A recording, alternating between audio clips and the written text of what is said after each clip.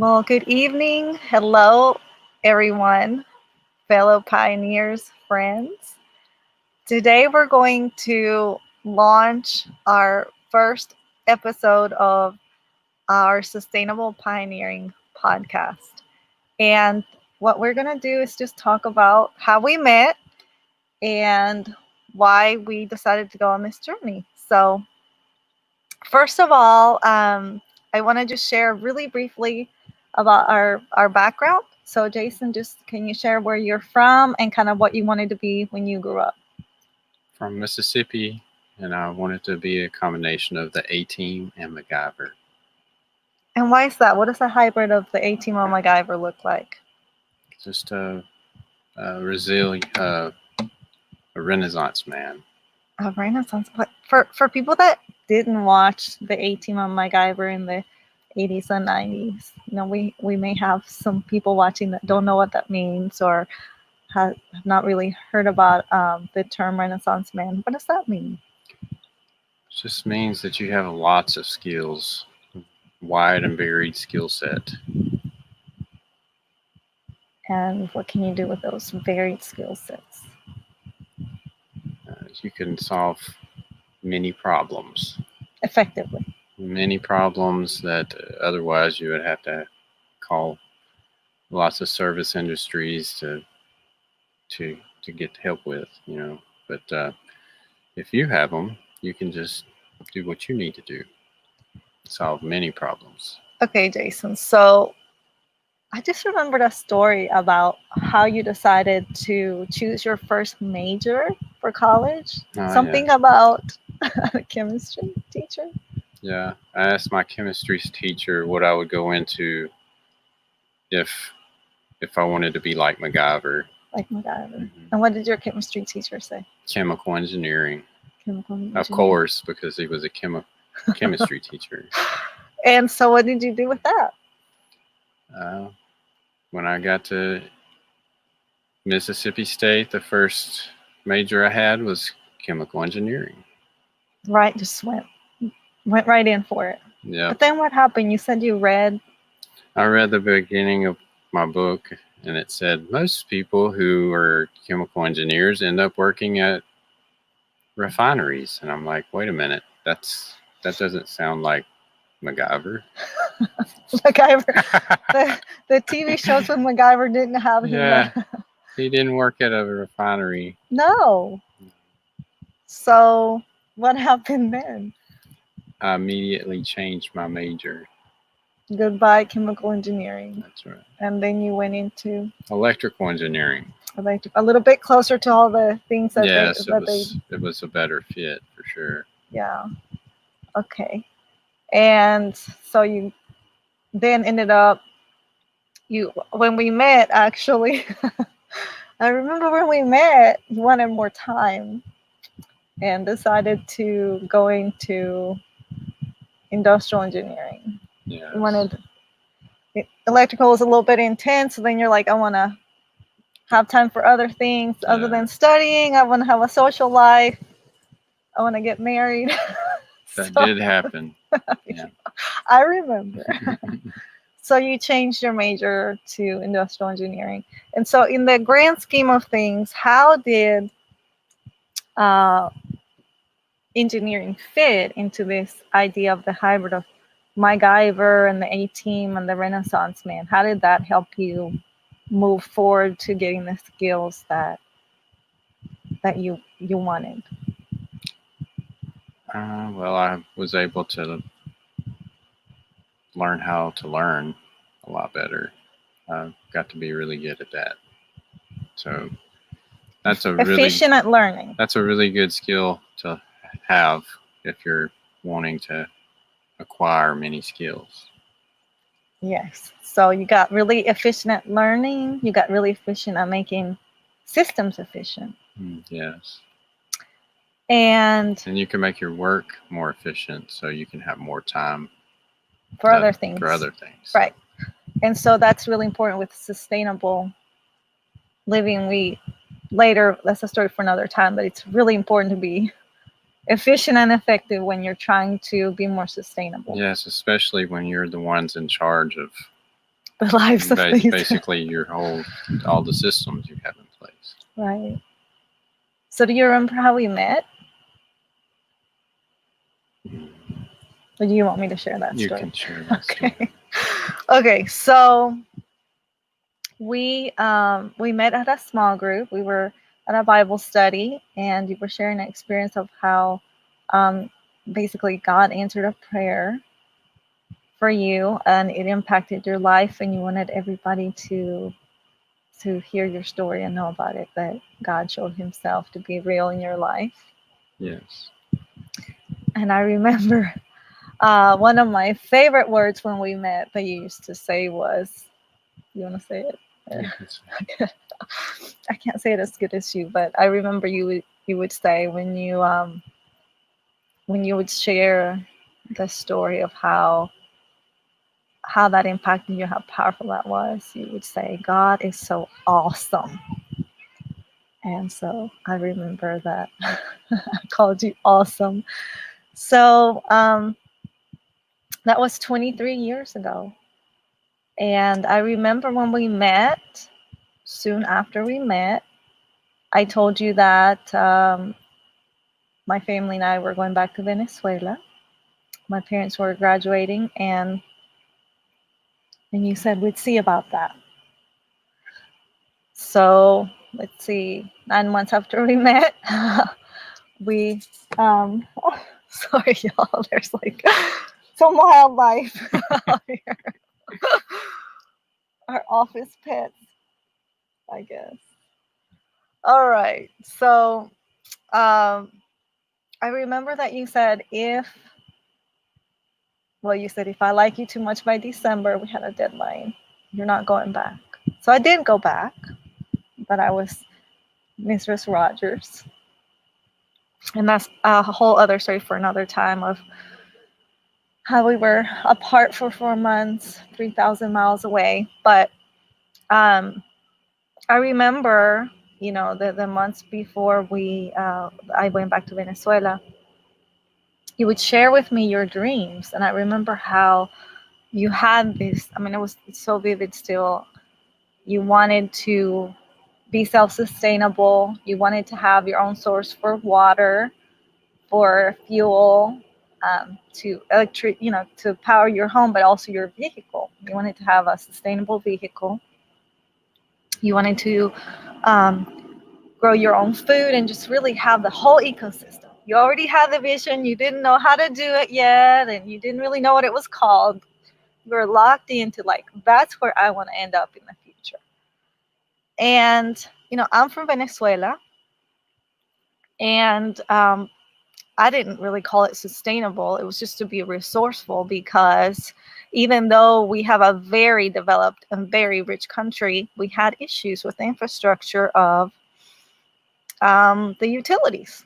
And now it's worse. And now, I'm sure people that are watching now, my friends are watching now. It's just even pitiful to think about that we had trouble then. But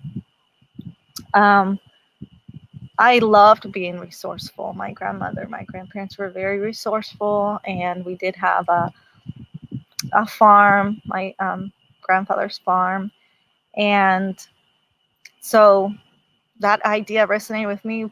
I was up for the challenge. I didn't really know how we would get there, but we both just really believed in family and in stewardship before really we knew what the terms were.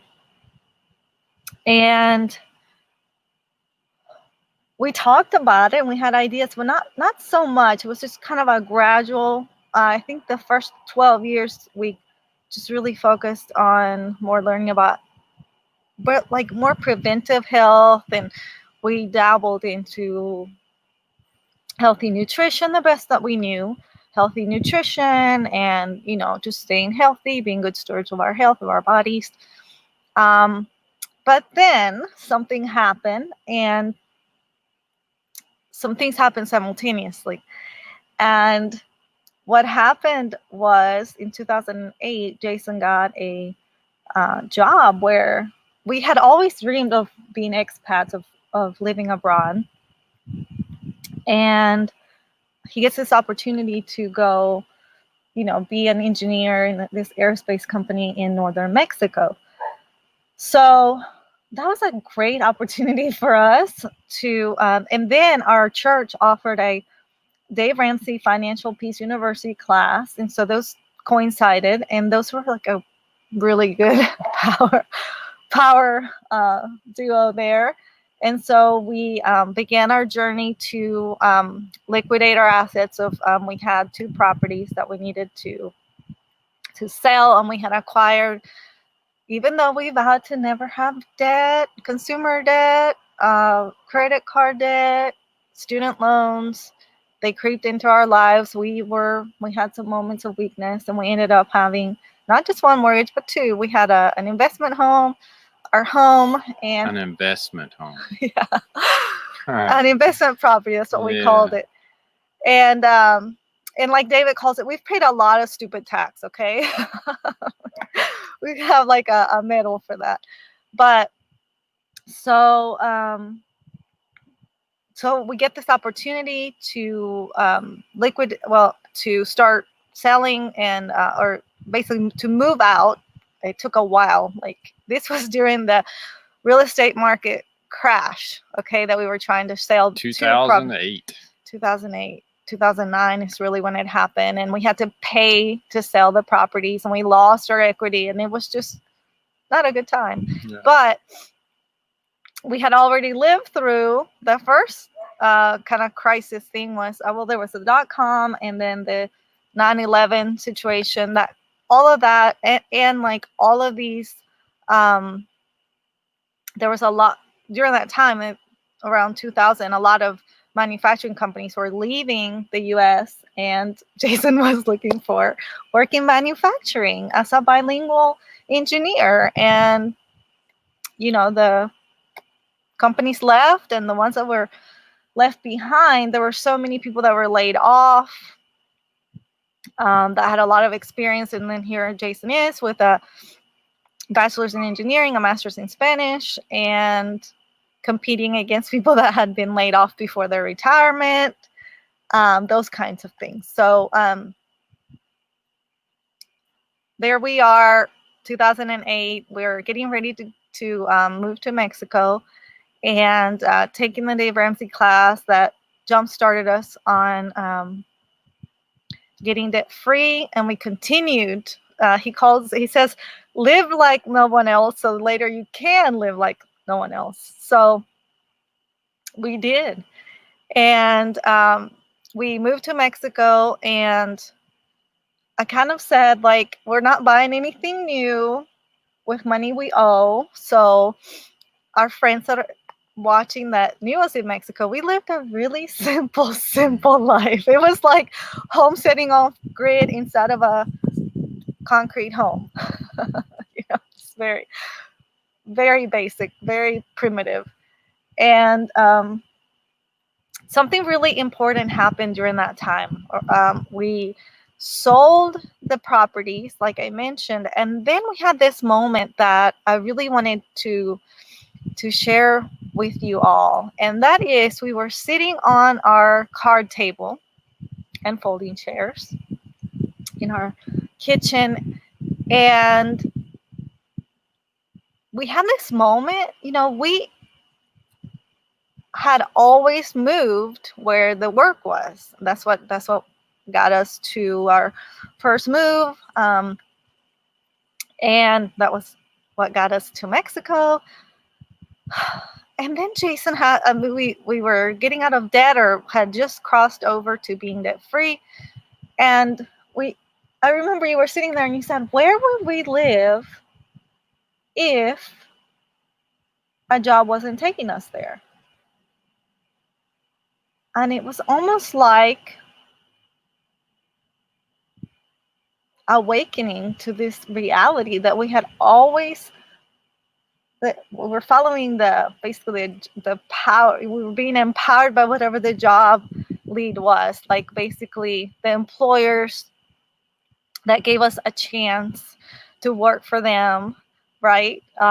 They were driving our our future. And so it was pulling us.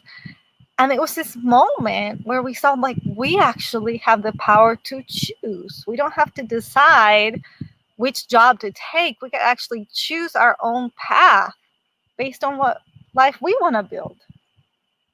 And I say this is kind of like the blue pill, red pill moment, like in the movie The Matrix, that we started thinking like producers at that moment. And if we wanted to create our own future, then what would that look like? And if we were to design our life in a more sustainable way.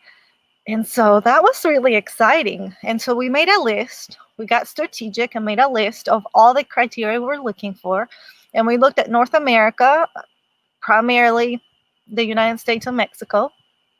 And we looked at what areas had what we wanted to build our roots and to basically create our legacy for our family. And that really was a very critical moment. It's almost like we were lit up with a different power source, and where we had given away the power to the employers before to drive us to whatever plans they had for us, we took the power back for ourselves and started looking at areas. We visited some different areas and we're like, no, this is not going to work for what, it needed to work together as an ecosystem. So then we landed on an area and we decided to buy a property, and it was raw. We had never developed a property, and we started from there. We had never been camping or anything. And we returned back to the United States after the 2-year assignment. Then one day we decided that the land is calling. We moved several states away. There was no job, no family. No infrastructure. Nothing. We just jumped ship. We jumped ship without any safety net at all. Yeah. And it felt like, there were times that it felt like we jumped into the ocean at night into shark-infested waters and we were bleeding. It felt intense. It felt really intense because we didn't know what we didn't know. And so there we were. And we were isolated, and we got caught on this temporary wave of individualism, and then individualism leads to isolation, and we were isolated. And again, we were there were, like, imagine this dark ocean, deep waters, bleeding, sharks all around, no lighthouse, you don't know where to go.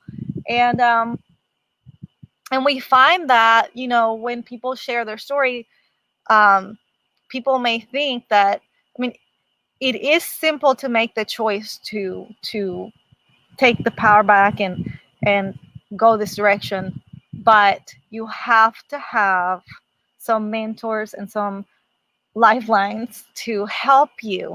Some infrastructure. It's a lot easier, and you may actually make it if you do. So yeah, it's very recommended. So here we were, but we didn't take our own advice that we give now. Yeah, well, that's how we can give this advice. Yeah. So we didn't know what we didn't know, and we put at risk things that we never would have voluntarily, intentionally risked, with our well-being of being out here. It was overwhelming, and it can be too much too fast, right? And so I wanted to ask you, Jason, there are people that homestead and they're on the grid and they're happy and they live their happy country life on the grid. But what made you interested in being off the grid? What was the driving factor for you? I just like being decoupled from the systems that are in place that we have to depend on other people that may not have our best interest in mind. I just wanted to decouple myself from that. So like you wanted to kind of break free from the Break free. chains. That's right. Break free, you call it sometimes be emancipated. Yes. And so I wanted to have you just share with the people that are watching, how much did your faith play a role in your choice to start, pioneering homesteading and going off the grid? It's the driving factor. It's what drives me to keep going, because um, I see things that, I truly believe what the Bible says. So, and then every year that I live, it just becomes more apparent to me that the Bible is true. So, uh, uh, every year that I live, it just gets reinforced that I'm going the right direction, that I do need to learn how to have skills that weren't taught to me. I feel like a lot of people missed out on having what I call humanity 101 skills. Being human, you Yeah, call it being human. yeah, I just, you need to know how to get water. You need to know how to grow your own food, just basic skills, and I feel like that we missed out on that. Many generations have missed out on that. And I just wanted to reclaim that. I wanted to learn those skills that were not passed down to me. I feel that if you learn those skill sets, then you're a lot more empowered, and you don't have to depend on all these systems that, like I said, that may have people in charge of those systems that don't have your best interests in mind. And how is life just different? Like if you think 12 years ago, you had dreamed about it for 12, you had been like around 10 years. We had been married around 10 years when we started taking steps towards starting to grow things, getting chickens, just learning with what we had, even though we were renting. You made an earth box, and you were serious, and you're like, with what I have, I'm going to start learning these skills, right? Think about, I know it's hard with your engineering mind sometimes to think about having made so much progress, but think about how our life is different now, having experienced that awakening that we do have a choice for creating our future and being a steward over the life that God has given us, and work towards fulfilling the plans that God established for us, not tethered or being weighed down by just only who will give me a job, right? um, think about how your life is different now, and that can you share with people that are thinking about doing this, what are some things you have gained that gave you a taste for the life that you ultimately want? Well, before, I didn't feel like I had any skills at all that would help me during this time period that we apparently are about to embark on. And and now I feel pretty good with my skill sets. I can make things happen now. And if we wouldn't have jumped off the ship, so many years ago, then I would still be skillless, basically. At the time when we jumped ship, all I could think about is how useless my skill set of babysitting people and and projects and playing with the computer. I just, that's not going to help me during hard times. When you really need food and it's not available in the stores and stuff like that. But after so many years of learning and gaining skill sets. I mean, I feel like I could survive now. Before, not so much, but I feel like I could survive now. I could, if the bottom dropped out and everything, I feel like we could make it happen. It may not be as comfortable as you would like or whatever, but I mean, I think we could come out the other side. And before then, I don't think so. So what I hear you saying is that now you feel more confident, like you've gained an immense amount of confidence. Yeah, and that comes from having skill sets and practicing those skill sets. Right. And so I remember, because throughout this journey, we've, one of the things that's happened is we have the choices to invest in things or in knowledge and understanding and skill sets. And we have done both, but the confidence comes not from I have this piece of equipment or this barn or whatever. The confidence or I went to this class or I went to this school. It doesn't even university, come from that. You mean? Yeah. It doesn't come from that. It Right. comes from actually getting out there and practicing. Right. So both of us, did go to college and we did graduate, and Jason's got multiple degrees and he's had, many certificates since for engineering knowledge, but the confidence to survive and to thrive and to be strong in confidence comes from not just skill sets, but even further knowing what to do with them. It's not like he already knew he already had some carpentry skills, but he didn't really know what to do with them. And finding those really strategic things that make the most difference and being like efficient and effective. I think that's how I've seen your confidence grow. So in closing, what is one thing that you can share with people? We can each share, but what is one thing that if the people that are watching, if you could impart to them, basically the purpose of why you're sharing this? What is one thing that you have to understand? We're very private people, and we're just taking this opportunity this season to be public and have this visibility to help as many people as we can who want to be more strategic, to be more sustainable, be stronger, more confident that they can survive no matter what the world throws at them. And so what can you share with people, from your heart? What would be your message to them after having had this experience?